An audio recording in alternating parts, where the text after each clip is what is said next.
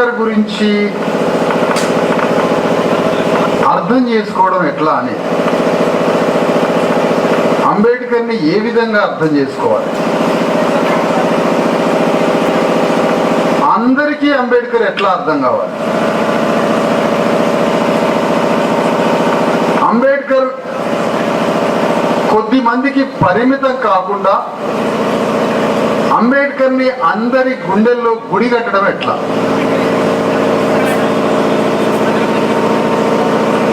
అంబేద్కర్ని అర్థం చేసుకోవడానికి మనం అందరం ప్రయత్నించాలి. సంత్ కబీర్ దాస్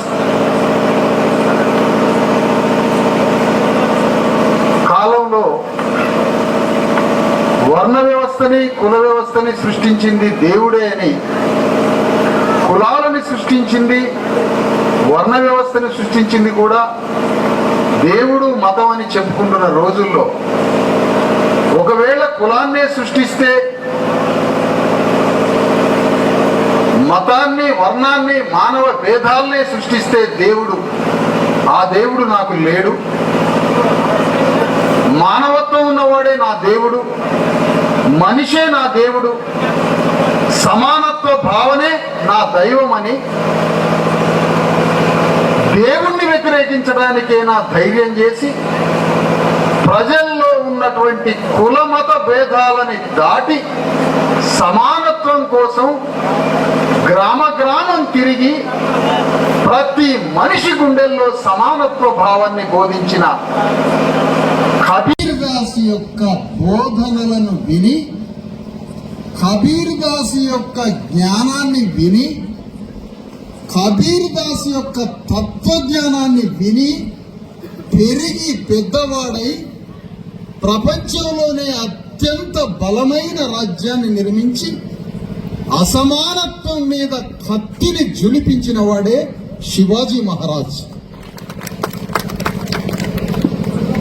ఆ కత్తి, శివాజీ మహారాజ్ కత్తిని చూస్తే ఆ కత్తి ఎవరి మీద దూస్తున్నారని ఎవరు అనుకుంటున్నారో నాకు తెలియదు, కానీ ఆ కత్తి దూసేది మాత్రం కుల వ్యవస్థ మీద, ఆధిపత్య వర్గాల మీద, వర్ణ వ్యవస్థ మీద, వర్గ వ్యవస్థ మీద, ఆధిపత్య సమాజం మీద.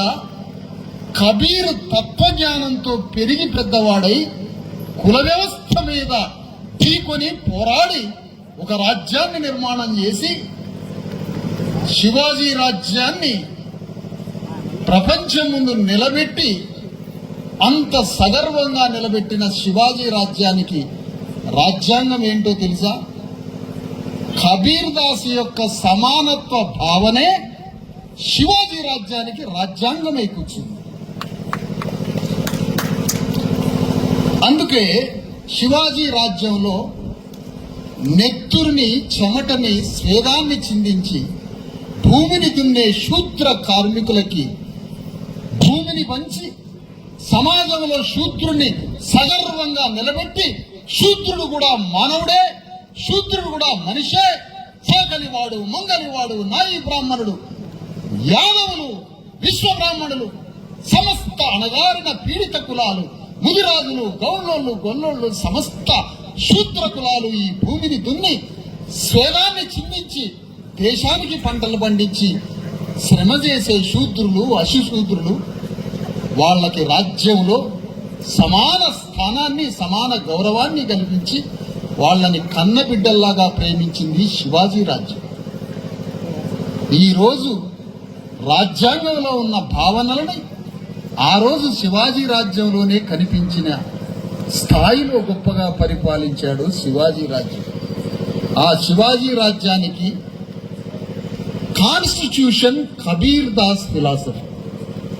కబీర్ దాస్ యొక్క కంజర పట్టుకొని డోలు కొట్టడం కాదు కబీర్ దాస్ చెప్పింది. కుల వ్యవస్థనే సృష్టిస్తే ఆ దేవుడే లేడని దేవుణ్ణి వ్యతిరేకించిన వాడు కబీర్ దాస్.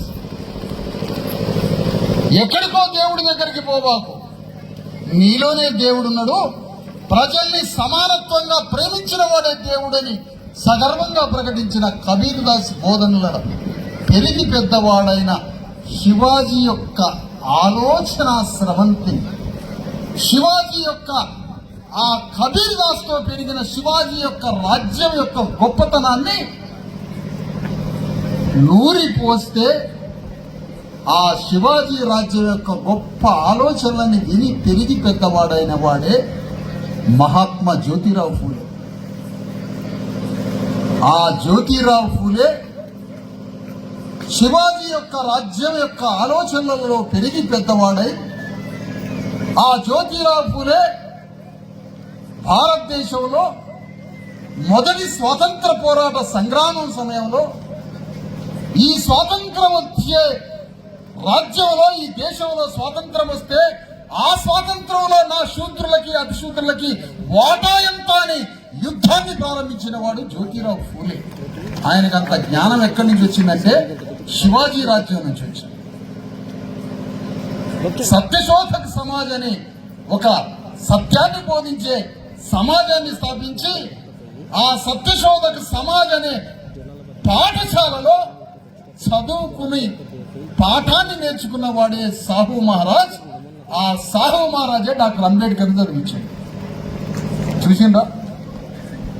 కబీర్ దాసు జ్ఞానాన్ని, కబీర్ దాసు గానాన్ని నెత్తిన పట్టించుకొని రాజ్యాన్ని పరిపాలించిన వాడు శివాజీ అయితే, ఆ శివాజీ రాజ్యమును ఎట్లా పరిపాలించాలి, ప్రజల్ని ఏ విధంగా ప్రేమించాలని రాజ్య విలువల్ని నేర్చుకున్నవాడు కబీర్ దాస్ దగ్గర రాజ్య విలువలను నేర్చుకుని రాజ్యాన్ని పరిపాలించిన వాడు శివాజీ అయితే, ఆ శివాజీ రాజ్యం గురించి తెలుసుకున్న జ్యోతిరావు ఫూలే సత్యశోధక సమాజాన్ని పెట్టి దేశంలో ఉన్న వర్ణ వ్యవస్థని, కుల వ్యవస్థని ఢీకొని శూద్రులకి అతిశూద్రుల కోసం యుద్ధాన్ని ప్రారంభించిన ఆధునిక సాంఘిక రాజకీయ సంస్కర్త అయిన జ్యోతిరావు ఫూలే మొదటి స్వాతంత్ర పోరాటంలో ఈ దేశానికి స్వాతంత్రం వస్తే ఆ స్వాతంత్ర రాజ్యంలో నా శూద్ర అతిశూద్రులకి రాజ్యంలో వాటా ఎంత అని సింహనాదం చేసిండు జ్యోతిరావు ఫూలే. ఆ జ్యోతిరావు ఫూలే తన సత్యశోధక సమాజంలో సాహు మహారాజ్ అనే వ్యక్తికి పాఠం నేర్పితే సాహు మహారాజు కూడా ఒక రాజ్యానికి రాజయ్యాడు. శివాజీ సమాధి ముక్కలైపోయి కనుమరుగైపోయి, శివాజీ సమాధి ఎక్కడుందో తెలవని పరిస్థితుల్లో, శివాజీకి గోరి ఎక్కడుందో తెలియని పరిస్థితుల్లో, శివాజీ సమాధి ఎక్కడుందో గల్లంతైన పరిస్థితుల్లో, ఆ సమాధుల మధ్య సంవత్సరాల తరబడి తిరిగి పరిశోధన చేసి శివాజీ సమాధిని వెతికి పట్టుకొని ఆ శివాజీ సమాధిని అత్యంత వైభవపేతంగా సమాధిని కట్టి, ఇదే ఛత్రపతి శివాజీ మహారాజు యొక్క సమాధి అని ఆ సమాధిని కట్టి ప్రపంచానికి చూపించింది జ్యోతిరావు ఫూలే ముదిరాజ్. అంటే శివాజీ సమాధి కట్టి ఆ సమాధిని ప్రపంచానికి చూపించింది జ్యోతిరావు ఫూలే. చూసిండా ఎన్ని పనులు చేసిండో? ఆ జ్యోతిరావు ఫూలే భార్యను చదివించి, ఆ జ్యోతిరావు ఫూలే సాహు మహారాజుకి పాఠాలు నేర్పితే సాహు మహారాజు ఒక రాజ్యానికి రాజై, ఆ సాహు మహారాజు అంబేద్కర్ని చదివించాడు. ఆ అంబేద్కర్ ఈ రోజు మన గ్రామానికి వచ్చాడు. ఇక్కడ నేను మీ అందరికీ చెప్పేది ఏంటంటే, కబీర్ దాస్ కి జ్ఞానాన్ని ఎవరిచ్చారు అంటే సంత్ రవిదాస్ ఇచ్చాడు. కుల వ్యవస్థ మీద తన జ్ఞాన గాన ఖడ్గాన్ని, కుల వ్యవస్థని నరకడానికి తన జ్ఞానంతో బయలుదేరిన సంత్ రవిదాస్ జ్ఞానమే సంత్ కబీర్ దాస్ కి ఆ జ్ఞానం వచ్చింది. సంత్ కబీర్ దాస్ జ్ఞానం ద్వారా శివాజీ రాజ్యం వచ్చింది. శివాజీ రాజ్యం నుంచే సాహు మహారాజు బయటికి వెళ్ళి సాహు మహారాజు ఒక రాజు అయిండు. ఆ సాహు మహారాజే అంబేద్కర్ని చదివిస్తే అంబేద్కర్ రాజ్యాన్ని పరిపాలించడం ఎట్లా అని, ప్రధానమంత్రి ఎట్లా పరిపాలించాలి అని ప్రధానమంత్రికి పాఠం చెప్తున్నాడు అంబేద్కర్ రోజు.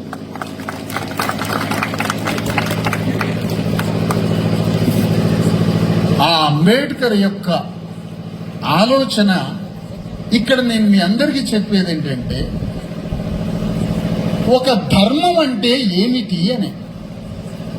మనం అన్నం తిని కాయా కష్టం చేసుకొని అన్నం తిని కడుపు నిండా అన్నం తిని కంటి నిండా నిద్రపోయి మళ్ళీ పొద్దున్నే లేచి ఆకలి కోసం మళ్ళీ అన్నానికి కోసం కూలినాలికి పనికిపోయి మళ్ళీ అన్నం తిని వచ్చి మళ్ళీ పడుకుంటే ధర్మం ఎవరు చెప్పాలి మనకని అడుగుతుంది. అదిగో ఆ ధర్మం సంత్ రవిదాస్ ద్వారా కబీర్కి ఆ ధర్మం తెలవబట్టి, కబీర్ ధర్మం శివాజీకి తెలవబట్టి, శివాజీ ధర్మం జ్యోతిరావు ఫూలేకి తెలవబట్టి, జ్యోతిరావు ఫూలే ధర్మం అంబేద్కర్కి తెలవబట్టి, సాహు మహారాజుకి తెలవబట్టి, ఆ అంబేద్కర్ ధర్మానికి ఇక్కడి దాకా వచ్చింది కదా. మరి ఆ ధర్మంలో మనం పాల్గొనకపోతే, ఆ ధర్మాన్ని మనం అనుసరించకపోతే, అందుకోసమే మన శూద్రుల ధర్మం ఏంటి, మన అట్టడుగు కులాల ధర్మం ఏంటి, మన ప్రయాణం ఎక్కడికి, మన గమ్యం ఎక్కడికి, మన తీరం ఎక్కడికి, మన భవిష్యత్ ఏంటి, మన దీపస్తంభం ఏంటి, మన మార్గం ఎక్కడికి, మనం ఎటు మార్గం, మన మార్గం మన శూద్రుల విముక్తి కోసం. వాళ్ళ సమయంలో వాళ్ళు యుద్ధం చేసి మన కోసం ఈ భూమి మీద హక్కులు కల్పించారు. శివాజీ రాజ్యంలో ఒక చాకలికి, ఒక మంగళకి, ఒక యాదవుడికి, ఒక ముదిరాజుకి, ఒక గౌండ్లానికి, ఒక నాయి బ్రాహ్మణుడికి, ఒక విశ్వ బ్రాహ్మణుడికి, విశ్వకర్మకి ఈ భూమి మీద స్థానం ఉంది. ఈ రాజ్యంలో సంపదలో, జ్ఞానంలో, చదువులో ఈ శూద్రులందరికీ స్థానం ఉందని మొదటిసారిగా అశోక చక్రవర్తి తర్వాత మళ్లీ రాజ్యంలో స్థానం ఇచ్చింది శివాజీ అని ఎందుకు మనకి ఈ పాఠం బోధించట్లే? ఎవరెందుకు చెప్పట్లే? శివాజీ అంటే ఒకే ముఖాన్ని ఎందుకు చూపిస్తున్నారు? శూద్రులకి కన్న తల్లి, శూద్రులకి దేవుడు, పేదవాడికి దేవుడు శివాజీ మహారాజ్. అలాంటి శివాజీ మహారాజ్ లేకపోతే అంబేద్కర్ లేడు, అంబేద్కర్ లేకపోతే రాజ్యాంగం లేదు, శివాజీ లేకపోతే సాహు మహారాజ్ లేడు, శివాజీ లేకపోతే జ్యోతిరావు ఫూలే లేడు, సావిత్రిబాయి ఫూలే లేదు, సంత్ రవిదాస్ లేకపోతే కబీర్ దాస్ లేడు, కబీర్ దాస్ లేకపోతే శివాజీ లేడు. అంటే ఒకరి గురువు యొక్క ఆలోచన మరొకరు స్వీకరిస్తున్నారు, మరొకరి ఆలోచన మరొకరు స్వీకరిస్తున్నారు, ఒకరి ఆలోచన తర్వాత మరొకరు, మరొకరి ఆలోచన తర్వాత మరొకరు. ఈ పరంపర కొనసాగుతూ అంబేద్కర్ భారత రాజ్యాంగ పుస్తకంలో వాక్యమై కూర్చున్నది శివాజీ యొక్క ఆలోచన. మరి ఆ రాజ్యాంగంలో ఉన్న వాక్యం ద్వారా నీ ఊర్లో పాఠశాలకు పోయి చదువుకుంటున్నారు. రాజ్యాంగంలో ఉన్న వాక్యం ద్వారా ఎవరి వల్ల చదువుకుంటున్నాం మనం అందరం?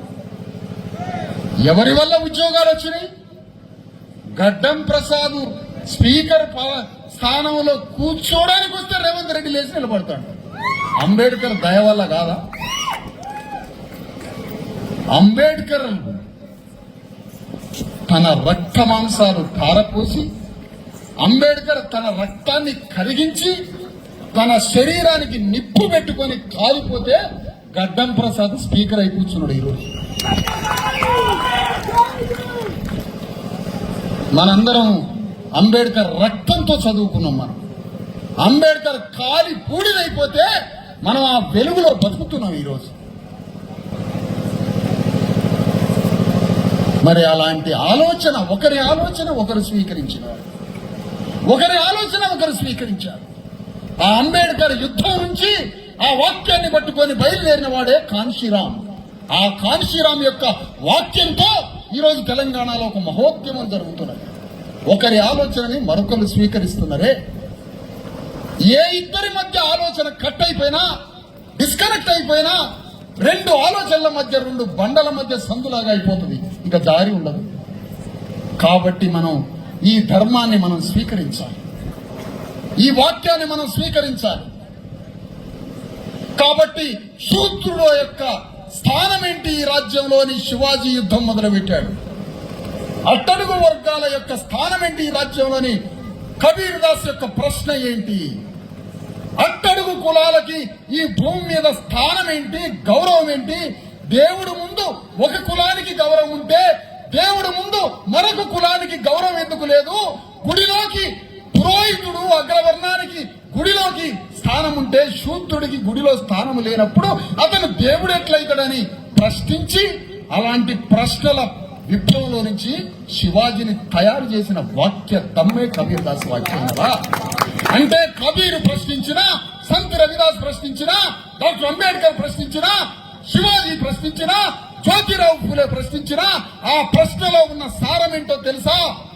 ఈ దేశంలో ఉన్న మాదిగ, మాల, చాకలి, మంగలి, శూద్రులు, అట్టడుగు వర్గాలకి ఈ భూమిలో మా వాటా ఎంత, ఈ రాజ్యంలో మా వాటా ఎంత, ఈ జ్ఞానంలో మన వాటా ఎంత, మా ఈ సమాజంలో గౌరవం ఎంత అని ఈ మహనీయుల యొక్క పోరాటం జరగబట్టే ఈ రోజు మనం కుర్చీలో కూర్చొని గౌరవాన్ని పొందగలుగుతున్నాం కదా. మరి ఈ యుద్ధాన్ని మనం కొనసాగించొద్దా అని అడుగుతున్నాం. ఈ యుద్ధాన్ని మనం కొనసాగించొద్దా అని అడుగుతున్నాం.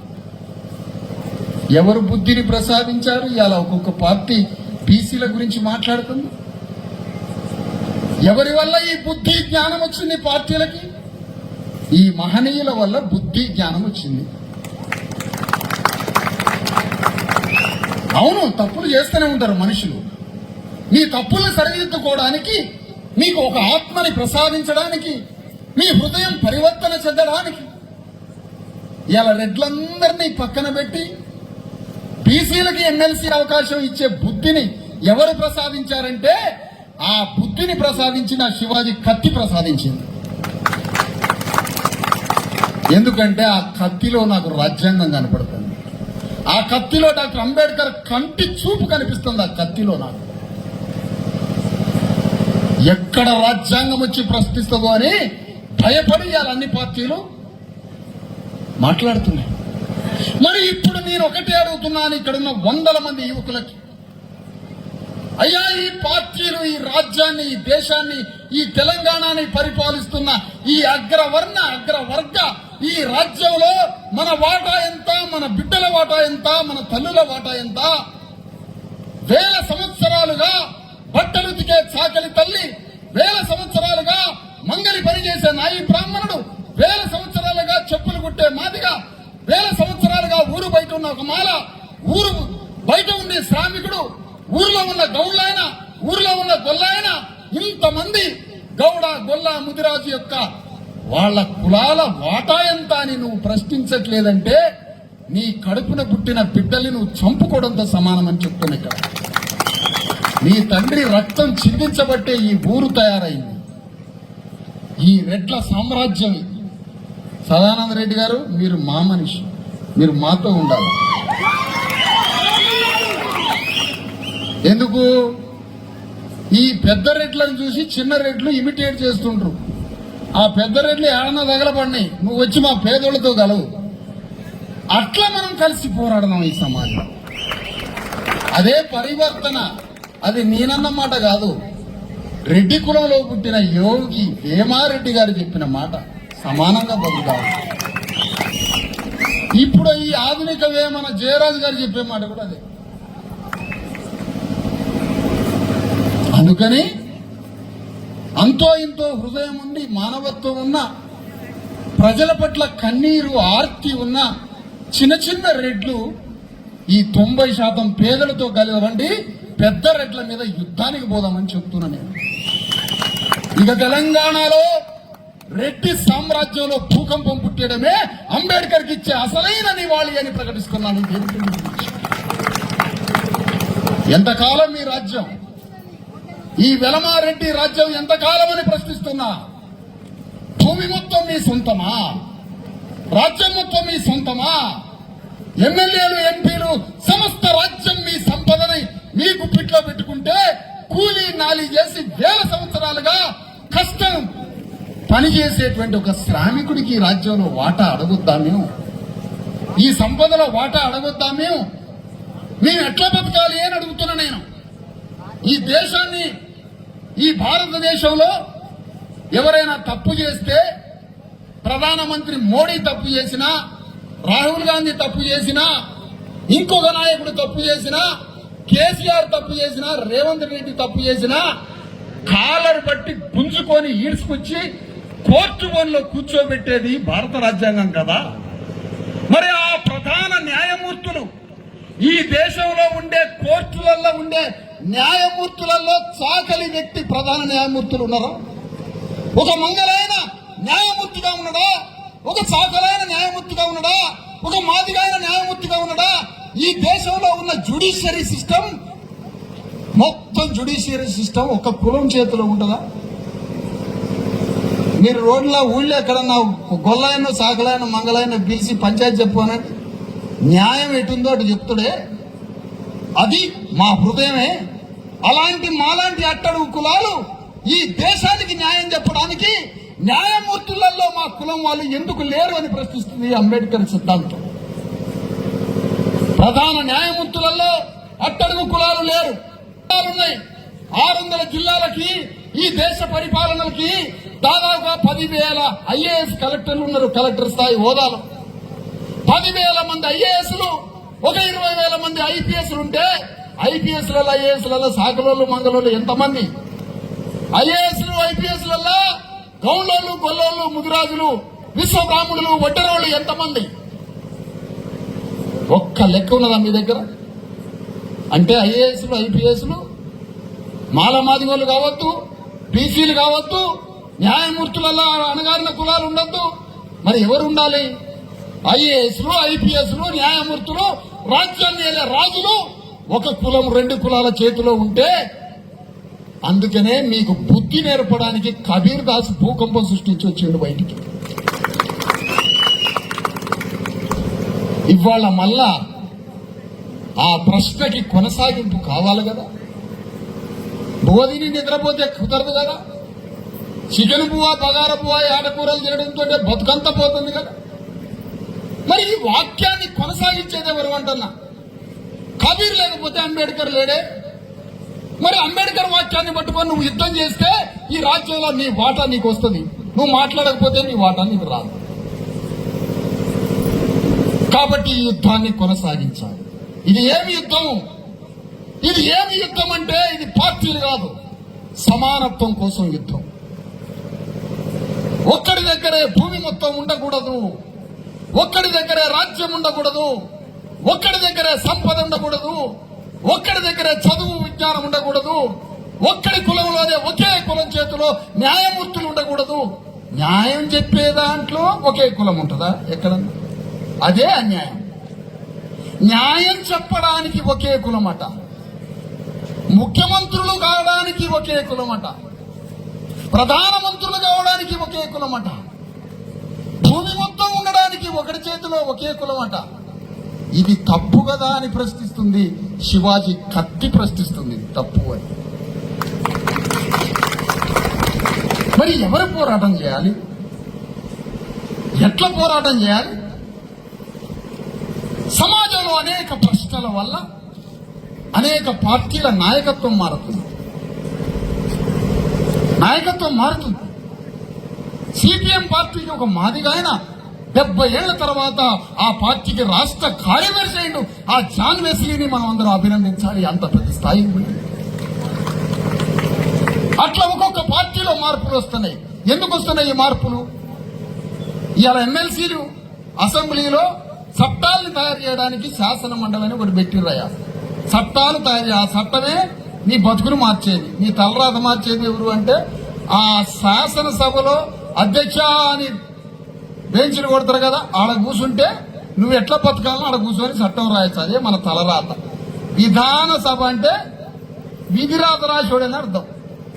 ఆ చట్టసభల్లో మరి 4 ఎమ్మెల్సీలు ఖాళీ అయినాయి అంటే రెడ్లు కిలోమీటర్ క్యూ కట్టాల, నాకు కావాలంటే నాకు కావాలి. కానీ బయట సమాజం నుంచి శివాజీ కత్తి లాంటి ప్రశ్నలు వస్తున్నాయి కదా.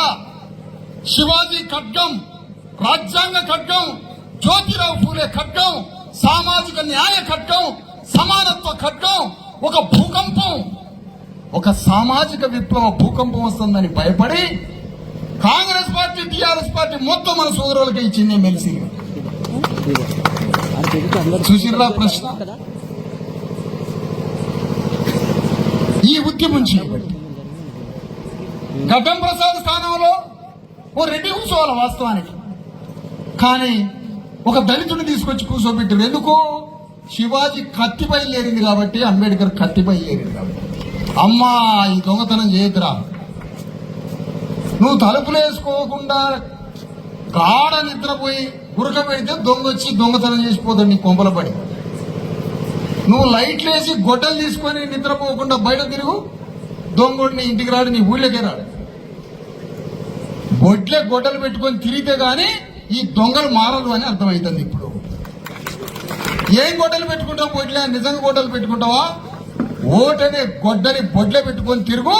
ఒక్కొక్కడు మారి ఇవాళ పోతులూరి వీరబ్రహ్మం గారి వారసుడైన దాసోజి శ్రావణ్ అనేటువంటి ఒక విశ్వకర్మ వడ్రంగి కులస్తుడైన వాడిని చట్టసభలో కూర్చోబెట్టింది రాజ్యం. ఇవాళ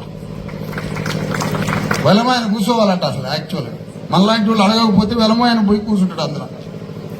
అమ్మో బయట ప్రశ్నలు వస్తున్నారు, వాళ్ళు మనం చంపినా చంపుతారు. ఎస్సీలు, బీసీలు, ఎస్టీలు, అణగారిన వర్గాలు బయటకు వచ్చి రాజ్యం మీద ప్రశ్నిస్తున్నారు అని భయపడి వడ్రంగం పనిచేసి, కౌన్సిల్ పనిచేసే మన నాగళ్ళు గీగళ్ళు బండ్లు తయారు చేసే వడ్లాయిని తీసుకుపోయి శాసనసభలో కూర్చోబెట్టారు. ఎవరి వల్ల? శివాజీ, జ్యోతిరావు ఫూలే, సాహు మహారాజ్, అంబేద్కర్ రాజ్యాంగం. ఈ ప్రశ్నల పరంపర వల్ల ఈ మార్పులు వస్తాయి. మరి ఈ ప్రశ్నలు మనం వేయకుండా ఇంట్లో కూర్చున్నాం అనుకో, అదే చికెన్ బగారా పువ్వ.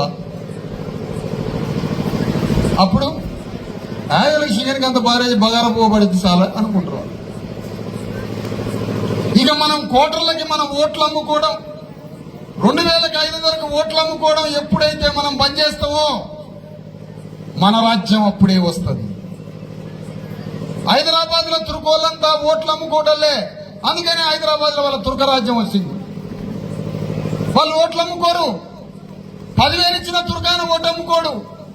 7 అసెంబ్లీలు, 50 కార్పొరేటర్లతో హైదరాబాద్ మహానగరాన్ని 7 అసెంబ్లీలని పట్టుకొని రాజ్యాన్ని స్థాయికి చేయాలి. తుర్కోల పార్టీ పోయినప్పుడు బీసీలు, ఎస్సీలు, ఎస్టీలు మనందరం కలిసి ఓటు అమ్ముకోకుండా మన రాజ్యాన్ని తెచ్చుకుంటే సచ్చి కూర్చుంటారు ఈ రెడ్డి వెలమదొరల దెబ్బకి. చేపల చెరువులో నీళ్లు పోతే చేపలు చచ్చిపోతాయి. మనం ఓట్లేకపోతే రెడ్డి వెలమదొరలు దెబ్బ చచ్చిపోతారు. అందుకని తెలంగాణ మొక్కజొన్న తోటలో రెడ్డి వెలమదొరలు అడవి పందులు లాగబడ్డారయా. దీని చుట్టూ ఓట్ల కరెంటు ఫినిషింగ్ పెట్టాలని చెప్తున్నాడు. కాబట్టి కరెంటు పెట్టాలి చుట్టూ, అడవి పందులు పడకుండా. పీక తింటా ఉంటారు వీళ్ళు. మొక్కజొన్న సేలల పడి పీక తింటేగా పందులు. ఆ మొక్కజొన్న వాసన వచ్చేటానికి పందులు గుంపులు బయలుదేరుతాయి. దొరలైన పెద్ద రెడ్ల గురించి మాట్లాడుతున్నాను. అస్సలు ఫీల్ కావద్దు సాధారణ రెడ్డి, ఏం మాత్రం ఫీల్ కావద్దు. నువ్వు మా పక్షాన నువ్వు ఎంత కాలం నిలబడితే నిన్ను అంత పెద్ద నాయకుడు చేస్తాడు. నాకు ఒక్క రెడ్డి దొరికినా ఆయన పట్టుకొని తిరుగుతాం. మా సైడ్ ఒకడు వచ్చిండ్రు ఆయన. యోగి వేమారెడ్డి అట్టడుగు వర్గాల కోసం యుద్ధం చేయలే. సురవరం ప్రతాప్ రెడ్డి అగ్రకుల బ్రాహ్మణీయ వ్యవస్థ మీద సంస్కరణవాదం మొదలు పెట్టలే. ఎన్నో ఊర్లలో భూములు, ఆస్తులు అమ్ముకొని మాదిగోళ్ళెమ్మడి తిరిగిన రెడ్లు అక్కడక్కడ లేరు. అణగారిన వర్గాలెమ్మడి తిరిగిన రెడ్లు లేరు. ఈ మధ్య కాలంలోనే ఒక పెద్ద రెడ్డిని చూసి చిన్న రెడ్డి ఇమిటేట్ చేయడం, అదే రాజకీయ పోజు తోటి ఉన్న భూములు గీవులు మొత్తం మాయ చేసుకొని అవి చేసి రాజకీయాలు చేస్తే ఎట్లా? అణగారిన వర్గాల కోసం మీ ఆర్తిని, మీ దుఃఖాన్ని వినిపించాలి. అందుకనే ఒక మానవత్వ సమాజం కోసం మనం యుద్ధం చేయాలి. రాజ్యాంగం అమలు కావడం ఈరోజు రాజ్యాంగంలో ఒక అణువంత మాత్రమే అమలవుతుంది. ఆకాశం అంత అమలు కావాల్సింది రాజ్యాంగం. అణువంత అమలైతేనే ఇంత మార్పు వచ్చిందే. మరి రాజ్యాంగం మొత్తం అమలైనట్టయితే ఈ దేశమే మారిపోతుంది. అందుకనే ఇవాళ ఏం కోరుతున్నామంటే మనం ఈ సమాజం అంతా సమానత్వంగా ఉండాలి. 10,000 రూపాయలు దొరికితే చాలు సార్, నేను ఒక బిజినెస్ పెడతా అంటాడు ఒక బీసీ వాడు, ఎస్సీ వాడు, ఎస్టీ వాడు. అర్థం చేసుకోండి మిత్రుల, ఒక్క 5,000 రూపాయలు ఇస్తే చాలు, నేను ఒక బండి పెట్టుకొని బజార్లో కూరగాయలు అమ్ముతున్నా, ఒక బండి మీద కూరగాయలు అమ్ముకుంటా, 5,000 రూపాయలు అప్పు దొరికితే చాలనుకుంటున్నదే. 25 లక్షల కోట్ల రూపాయలు ఈ దేశాన్ని పాలించేటువంటి అగ్రవర్ణ వ్యాపారస్తులకి మాఫీ చేస్తుందట ఈ బ్యాంకు. నీకు 5,000 మాత్రం ఇదట బ్యాంకు. మరి ఈ దుర్మార్గానికి కారణం ఎవరు? దొంగతనం చేయడం దొంగ ధర్మం. దొంగ యొక్క ధర్మం దొంగతనం చేయడమే. కానీ మన ఇంట్లో దొంగతనం జరగొద్దు అంటే నువ్వు గొడ్డలు తీసుకొని లైట్ వేసుకొని ఇంటి ముందు నిలబడాలి. అది నీ ధర్మం. దొంగ ధర్మం దొంగది, నీ ధర్మం దొంగతనం జరగకుండా చూసుకోవడం. దీనికోసం నువ్వు పోరాడకపోతే నీ బిడ్డ వైద్యం లేక హాస్పిటల్లో చచ్చిపోతాడు. నీవు ఈ విషయంలో పోరాటం చేయకపోతే నీ బిడ్డ చదువుకోక మళ్ళీ ఆ నెత్తురు చేతులతో సుతారి పనో, గడ్డపార పనో, పలుగుపార పనో, బొంబాయి పోయో, దుబాయ్ పోయో సస్తను. ఈ పోరాటం చేయకపోబట్టి, ఈ పోరాటమే చేస్తే ఈ దేశంలో ఉన్న కోట్ల వందల ఎకరాల భూమి, ఈ దేశంలో ఉన్న సంపద మన బిడ్డలందరికీ పంచుతుంది. అదే రాజ్యాంగం బోధిస్తుంది. కులగణన. ఇదేదో కులగణన రాహుల్ గాంధీ కాదు, రాహుల్ పండిట్. ఆయన రాహుల్ పండిట్ అనాలి. మన ఆయన పండిట్ అంటే పండితుడు కాదు. మన దక్షిణ భారతదేశానికి పండిట్ అంటే పండితుడు అనుకుంటాం. పండిట్ అంటే బ్రాహ్మణుడు అని అర్థం. అయ్యంగార్ అంటారు. అయ్యంగార్ బేకరీ అంటే ఏమనుకుంటారు? వాళ్ళ బేకరీ అని అర్థం. అట్లనే నార్త్ ఇండియాలో పండిట్ అంటే బ్రాహ్మణుడు అని అర్థం. నెహ్రూ గారు పండిట్, నెహ్రూ గారు కాబట్టి రాహుల్ పండిట్ కూడా. మనం ఏం కోరుతున్నామంటే కులగణన అంటే కులగణన అని మన దగ్గరికి వచ్చిన లెక్కలు. కులగణన అని లెక్కలు వచ్చినప్పుడు ఆ కులగణన చెయ్యమనేది చెప్పింది అంబేద్కర్ యొక్క రాజ్యాంగం. అంబేద్కర్ యొక్క చేతిలో ఉన్న పుస్తకం ఏమని అడుగుతుందంటే ఈ దేశ సంపదలో గౌండ్లకు వాటా ఉందా అని అడుగుతున్నది. ఈ దేశ సంపదలో ముద్రాశానికి వాటా ఉందా, గంగపుత్రుడికి వాటా ఉందా, సకలానికి వాటా ఉందా అని ఆ పుస్తకం అడుగుతున్నది, అంబేద్కర్ పుస్తకం. అందుకోసం లెక్కలు తీయడం అని మొదలుపెట్టిండు. అమ్మా బీజేపీ మతానికి ఇరుగుడు కులం రా అని రాహుల్ గాంధీ కులం సిద్ధాంతం బయటకు తీసుకొచ్చిండు. నేను మిమ్మల్ని విమర్శించట్లే మీ కులగణని, కానీ విమర్శిస్తాం ఎప్పుడు. ఇప్పుడు లెక్క తేలింది. ఏమని లెక్క తేలింది? మన తెలంగాణలో 80% పైన రెక్కలు ముక్కలు చేసుకొని మన రక్తాన్ని చెమటగా మార్చి తెలంగాణలో సంపదను సృష్టించి మనం ఈ సమాజం కోసం అంకితమయ్యే కార్మిక లోకము 80% మంది బీసీఎస్సీ ఎస్టీలు ఉన్నారని తేలిపోయింది లెక్క. ఇప్పుడు ఈ రాజ్యం మాకు, ఇప్పుడు రాజ్యం ఇది మాకు ఇవ్వడానికి మనసు రాట.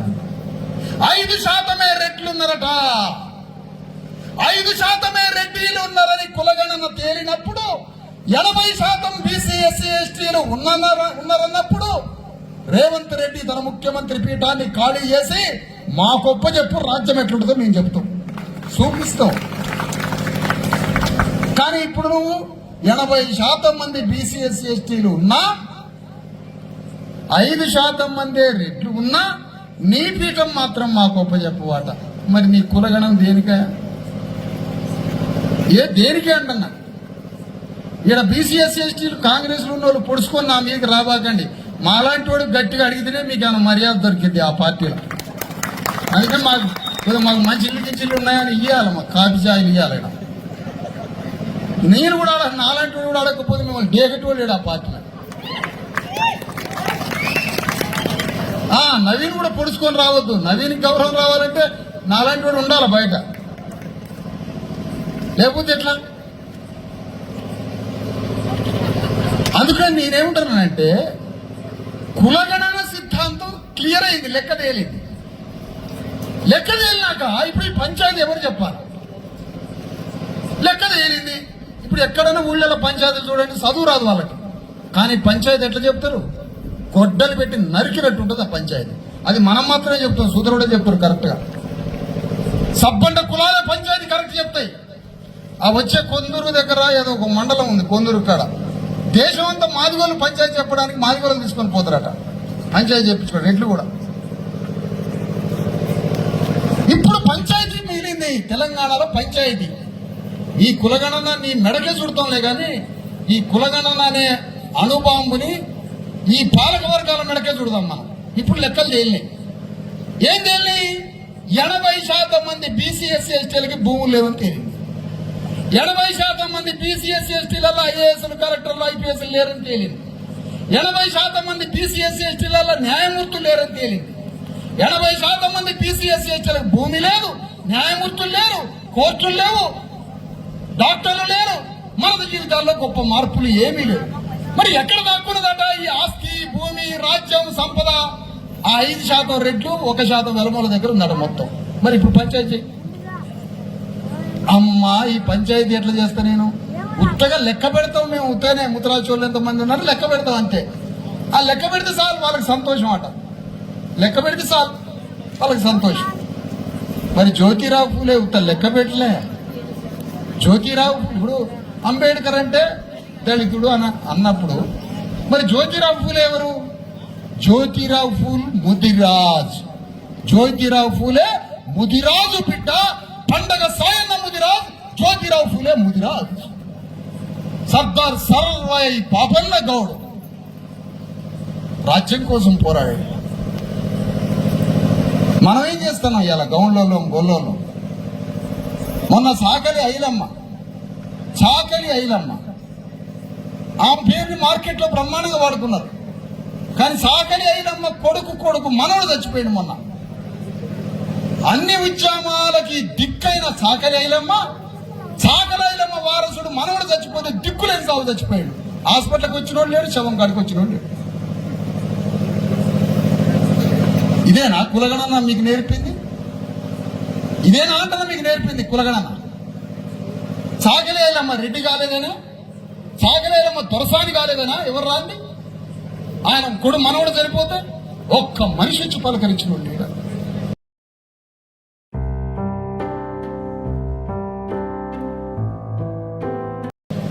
మా చావులకి దిక్కు లేదు.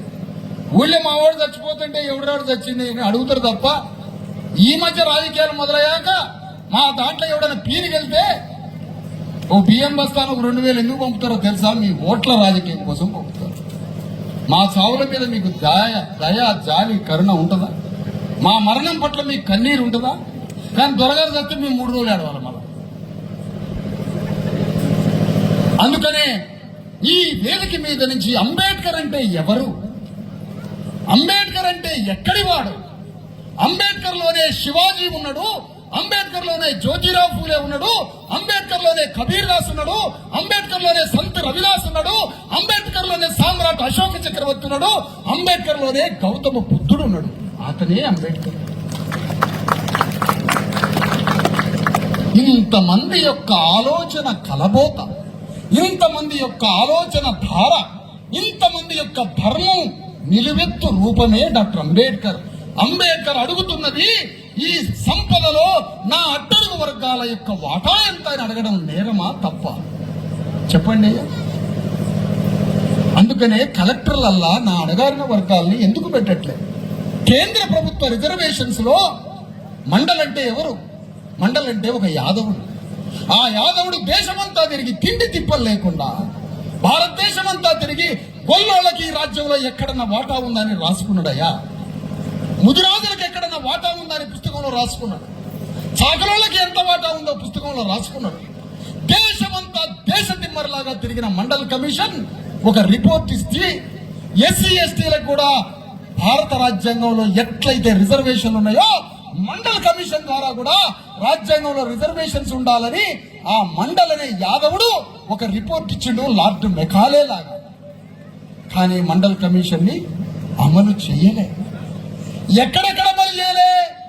భారతదేశ సర్వీసులు, ఐఏఎస్లు, ఐపీఎస్లు, ఇండియన్ ఫారెన్ సర్వీసులు, ఇన్కమ్ ట్యాక్స్లు భారతదేశం మొత్తం కలెక్టర్లుగా 500-600 జిల్లాలకి కలెక్టర్లను పంపుతుంది ఈ దేశం. అలాంటి కలెక్టర్లలో మన అణగారిన సూత్ర కులాలు లేరయ్యా కలెక్టర్లలో. ఎంత తప్పు ఈ దేశం చేస్తున్న తప్పు! ఈ దేశం చేస్తున్న తప్పు కాదా అది? ఈ దేశం యొక్క తప్పు కాదా?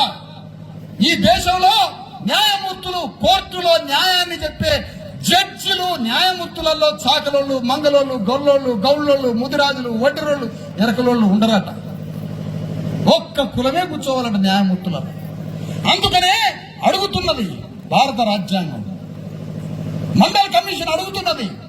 ఐఏఎస్ ఐపీఎస్లలో మన అణగారిన బీసీ వర్గాలు ఎస్సీ వర్గాల యొక్క వాటా ఎంత అని అడుగుతుంది. కలెక్టర్ ఏం చేస్తున్నాయో, ముఖ్యమంత్రి గారు 500 కోట్లు ఫలానా జిల్లాకి కేటాయించిన అంటే 500 కోట్లని తలా మనిషికి ఎంత ఎంత ఎంత అని పంచాలి ఆ కలెక్టర్ వచ్చి. ఆ కలెక్టర్ ఎన్ని నెత్తులు సాగరంలో ఎంతమంది ఉన్నారు, మంగళంలో ఎంతమంది అని మన లెక్కలు ఏడ బతుకుతున్నాడు, ఏడనుడు కొంపున్నదా బర్రె ఉన్నదా గొర్రె ఉందా అని రాసుకొని ఆ 500 కోట్లని తలా ఎంత పంచాలి. ఇది కలెక్టర్ పని. ఆ పంచే కలెక్టర్లలో సాకలోళ్ళు ఉండరాట, మంగళోళ్ళు ఉండరాట, గొల్లోళ్ళు ఉండరాట, గౌన్లోళ్ళు ఉండరాట. ఆ సాకలోళ్ళు మంగళోళ్ళు గొల్లోళ్ళు గౌన్లోళ్ళు కలెక్టర్లలో ఉండరాట. ఎవడన్నా తప్పు చేస్తే గల్లా బట్టి తీసుకొచ్చి పోలీస్ స్టేషన్లో వేసి ఎస్పీలు ఉంటారు. ఎస్పీలలో మన కులాలు ఉండరాట, అణగారిన వర్గాలు. ఇదేం న్యాయమయ్యా? ఒక దేశానికి రాయబార వ్యవస్థ, ఇండియన్ ఫారెన్ సర్వీస్ ఉంటుంది, దాంట్లో ఉండరాట. అడవులని మొత్తాన్ని రక్షించే ఇండియన్ ఫారెస్ట్ సర్వీస్ ఉంటుంది, దాంట్లో మన సాగలాయన మంగళాయన ఉండరాట. వీడికి అడవి తెలియదు, అగ్రవర్ణం తీసుకుపోయి అడవిలకి నాయకుడిని చేస్తారు. అడవి ఎటుంటుందో చెప్పేటోడు మనవాడు.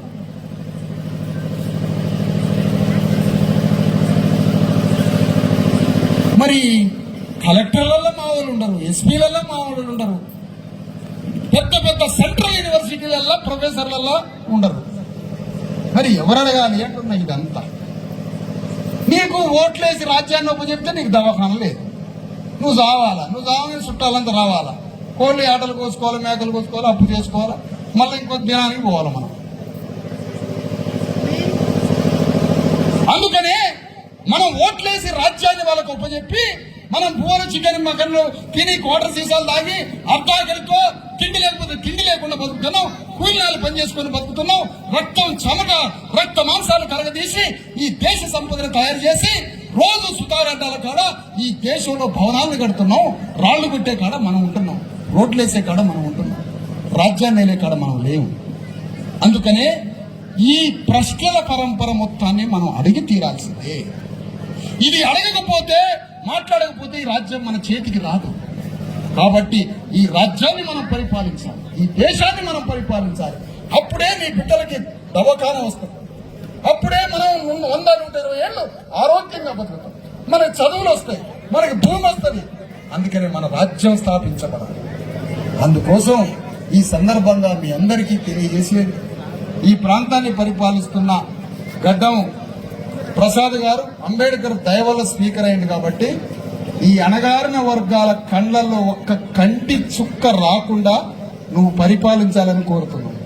కంటి చుక్క వచ్చిందనుకో, మా కళ్ళ నుంచి దుఃఖం వచ్చిందనుకో, నీ ఉన్న సింహాసనం నుంచి తీసి అవతల కొడతారు, పాతకాలం లాగానే అయిపోతున్నావు. కాబట్టి నువ్వు ఏం చేయాలి? ఇప్పుడు అంబేద్కర్ ద్వారా ముఖ్యమంత్రి లేచి నిలబడి దండం పెట్టే స్థానంలో కూర్చున్నావు కాబట్టి ఆ అంబేద్కర్ కి నువ్వు కృతజ్ఞత చెల్లించాలంటే నువ్వు పరిపాలిస్తున్న ఈ నియోజకవర్గంలో పేదవాడి కంట్లో కన్నీళ్లు రాకుండా నువ్వు పరిపాలించు.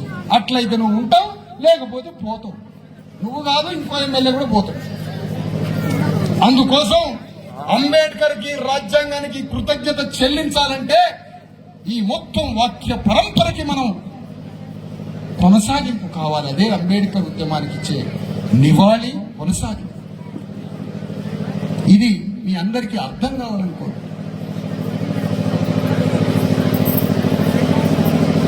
మన యొక్క ఇక్కడ 100 మంది యువకులు ఉన్నారు. ఈ యువకులకి నేను ఒకటే మాట చెప్తున్నాను, బీసీలు ఉన్నారు, ఎస్టీలు ఉన్నారు, ఎస్సీలు ఉన్నారు, యువకులంతా ఉన్నారు.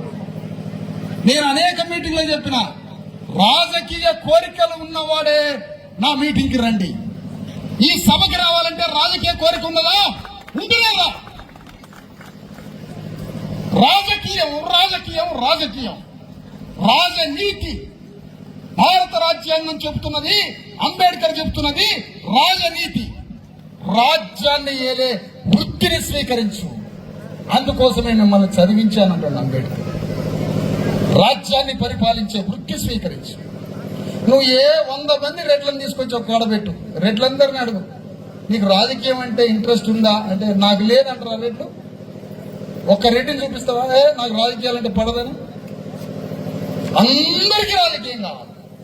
మన వాళ్ళందరినీ కూర్చోబెట్టు, మేమేడ చేస్తాం సార్, అయ్యి మా దగ్గర ఏముందని మనం అంటాం. కానీ అంబేద్కర్ ఇచ్చిన సెలవు ఏంటంటే రాజ్యాధికారం అనే తాళం చేయని పట్టుకో, ఏ తాళం అంటే ఆ తాళం ఓపెన్ అయితని చెప్పి. కాబట్టి మన అణగారిన వర్గాలం రాజకీయాన్ని వృత్తిగా స్వీకరిద్దాం. దానికి క్యారెక్టర్ కావాలి. క్యారెక్టర్ ఎక్కడి నుంచి వస్తుంది?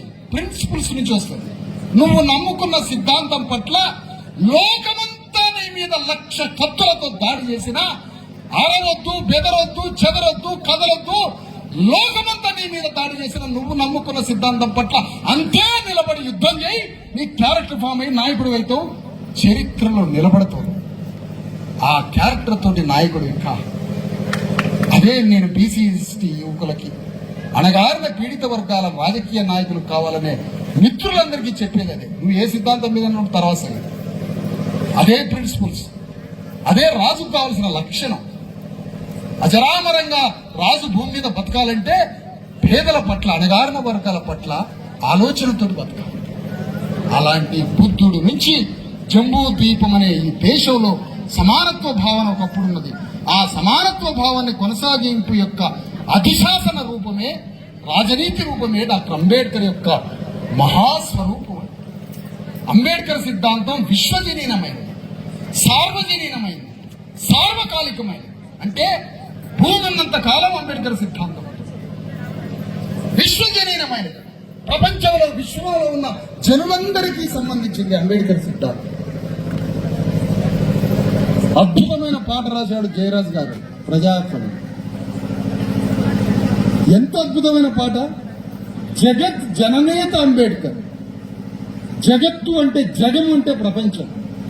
జగత్ జననేత అంటే ప్రపంచంలో ఉన్న జనులకి ఆయన నేత అని చెప్పిండు.